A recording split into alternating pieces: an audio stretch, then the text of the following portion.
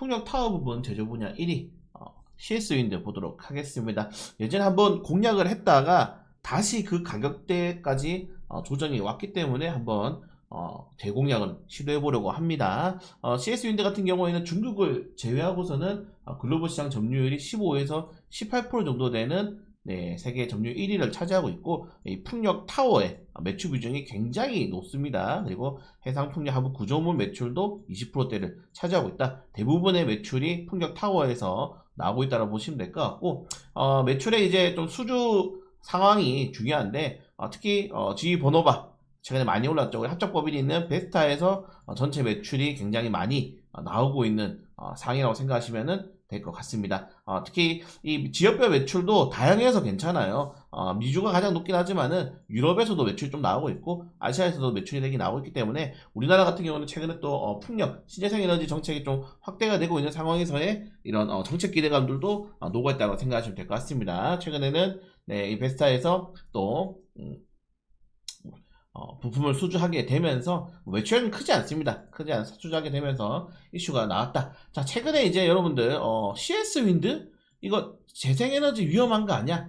맞습니다. 왜냐면은 트럼프 대통령이 이제 OBBA 크고 하나의 아름다운 세금 법안을 발의를 했는데, 여기서 보시면은 에너지 광업 있죠. 이 부분에서 풍력, 태양광 개발 시 연방각 수익 공유를 신설하고, 여기에 2027년 말까지 또 조기 종료를 하겠다. 여기 들어가는 지역 세액공제를 그렇게 하겠다. 이렇게 바뀌면서 풍력주들이 급락이 나는데, 최근에 태양광이나 풍력주가 다시 오르고 있죠. 물론 태양광 같은 경우에는 중국의 실리콘 웨이퍼라든가 흑연이라든가 중국산 태양광 제품에 대한 관세가 굉장히 또 많이 매겨졌기 때문에 여기에 대한 반세액도 있긴 하지만은 이게 중요한 겁니다. 2027년 말까지 조기 종료를 해야 된다. 공사를 빨리 해야 되기 때문에, 오히려 기존에 공사를 진행하고 있던 기업들이라든가 공사를 생각하고 있던 기업들 같은 경우에는 오히려 그냥 2027년도 안으로 빨리 지어버리자가 돼버린 거예요. 수주가 오히려 몰리고 있는 상황이 그리고 오고 있다고 합니다. 좀 아이러니하죠. 그러니까 그런 거예요. 보통 우리가 이제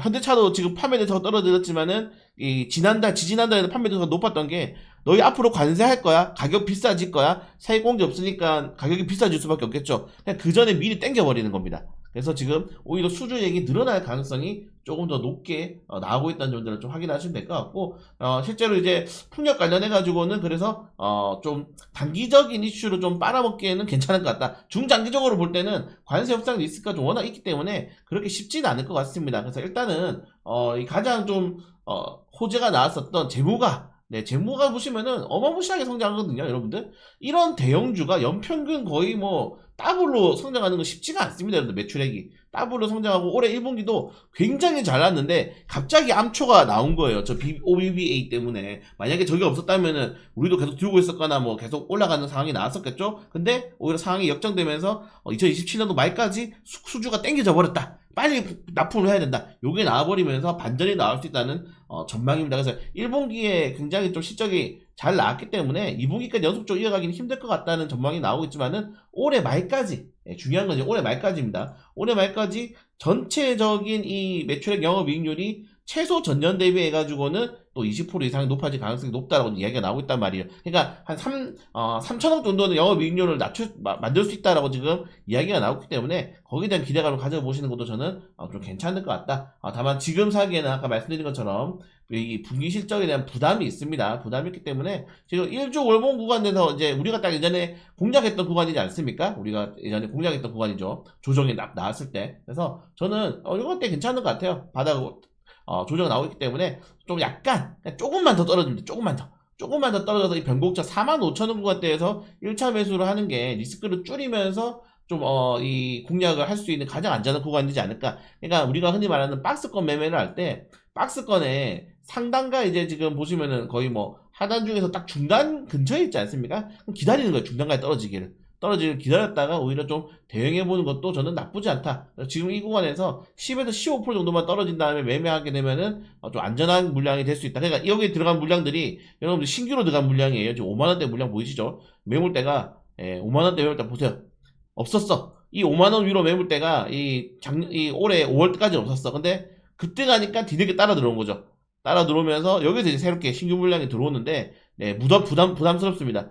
저 물량이 같이 들어갈 필요는 없을 것 같아요. 그리고 조정이 나올 때 사도 저는 충분히 괜찮다라고 생각되는 주식이다. 그래서 일단은 보시는 것처럼 신용도 지금 최근에 좀 많이 빠졌고 힘을 좀 잃었어요. 물론 뭐 지난 월요일날 슈팅이 나오긴 했지만은 제가 생각하기에는 조정이 충분히 나온 다음에 대응해도 괜찮은 종목이다. 그래서 오히려 실적 발표하고 보셔도 저는 충분할 것 같다. 이렇게 생각이 됩니다. 급하게 할 필요 없고 높게 할 필요 없고 8월 18일이네요. 네, 실적 발표일이 8월 18일이니까 8월 18일 전에 조정이 나오면 베스트, 아니면 안 나온다더라도 8월 18일 날 실적 발표 이후에 공략하는 게 가장 좋다. 그래서 이 주식 같은 경우에는 8월 18일 이후에 한번 공략을 좀 남아있네요, 기간이. 할 수 있다 라고 좀 생각을 해보시면 좋을 것 같습니다.